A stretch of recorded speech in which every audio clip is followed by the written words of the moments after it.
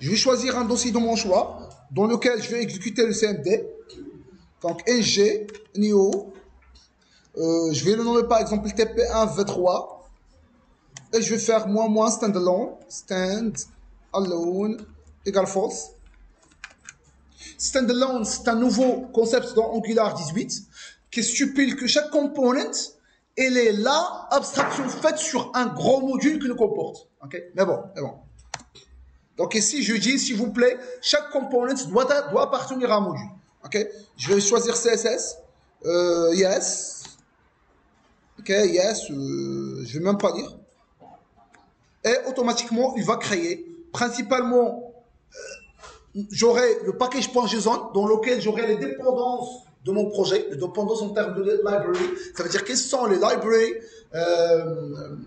pour que je puisse démarrer un projet. Ok.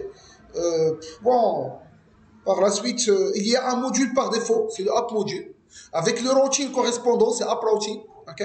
Plus un component par défaut, qui est le app component. C'est le component qui va être affiché par défaut. Ok.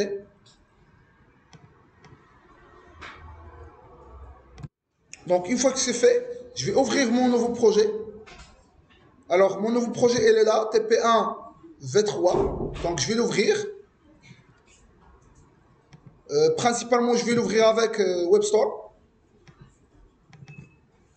Ou IntelliJ aussi. IntelliJ, c'est un petit peu multidisciplinaire. Il permet aussi d'ouvrir les projets Angular. Donc, je vais faire un file.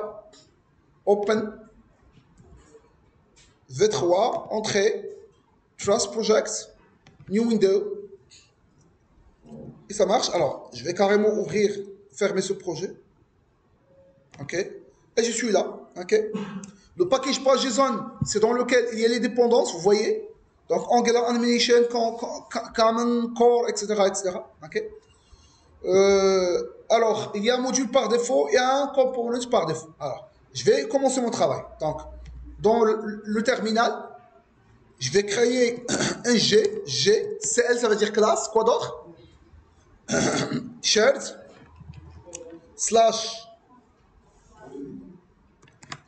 modèle slash commande par exemple moins type modèle et moins skip test, c'est ça? Skip test. Je pense que c'est lui-là. C'est correct. Yes. OK. Automatiquement, j'aurai la création de mon modèle. OK. Donc, je vais copier-coller un petit peu les commandes que j'avais fait. C'est pas la peine à chaque fois de faire la même chose. Alors, je pense que Mohsin a déjà copié ça. Donc, NGGCL. Par la suite, je vais créer mon service. Donc, NGGS. Shift inséré, entrée. Par la suite, je vais générer quoi? Donc, le modèle, le service, par la suite, le TS, plutôt le component create, et le component list.